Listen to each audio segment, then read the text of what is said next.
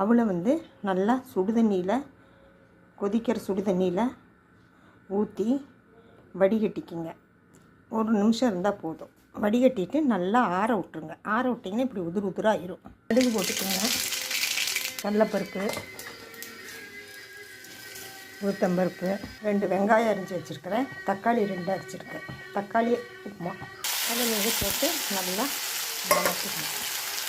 மிளகா காரத்துக்கு 2 தான் போட்டிருக்கிறேன். உங்களுக்கு எவ்வளோ வேணுமோ அவ்வளோ போட்டுக்கோங்க. கருவேப்பிலையும் போட்டுக்கோங்க, மஞ்சள் பொடி போட்டுக்கோங்க.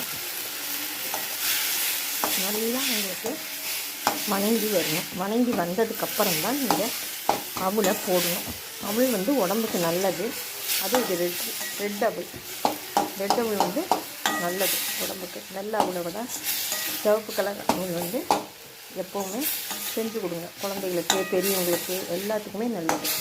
என்னோடய சேனலை சப்ஸ்கிரைப் பண்ணலைன்னா சப்ஸ்கிரைப் பண்ணுங்கள். நான் போட்ட வீடியோவெல்லாம் பாருங்கள். உங்களோட ஆதரவெல்லாம் எனக்கு எப்போ வேணும். பிடிச்சிருந்தால் லைக் பண்ணுங்கள். சேனலை ஸ்கிப் பண்ணாமல் பாருங்கள். நான் கடைசியாக ஒன்று சேர்க்க போகிறேன். அது ரொம்ப குழந்தைகளுக்கு ரொம்ப பிடிக்கும். நீங்கள் வாங்கி செஞ்சு வச்சுக்கோங்க. எல்லா உப்புமாவுகளுக்கும் போடலாம். இப்போ அவளை கொட்டிக்குங்க. தேவையான அளவு உப்பு போட்டுக்கோங்க, கலக்குங்க. இப்போ இந்த நட்ஸுகளை நம்ம போடுறோம். இது வந்து ஆன்லைனில் அவைலபிள். வேணுன்னா கேட்டிங்கன்னா சொல்கிறேன். எல்லா இதுவும் இருக்கும். ஆளி விதை மற்றது எல்லாமே கலந்துருக்கும். நல்ல protein, seed, 7 in 1 seed, net mix எல்லாமே இருக்கும். கலந்து விட்டுக்கோங்க.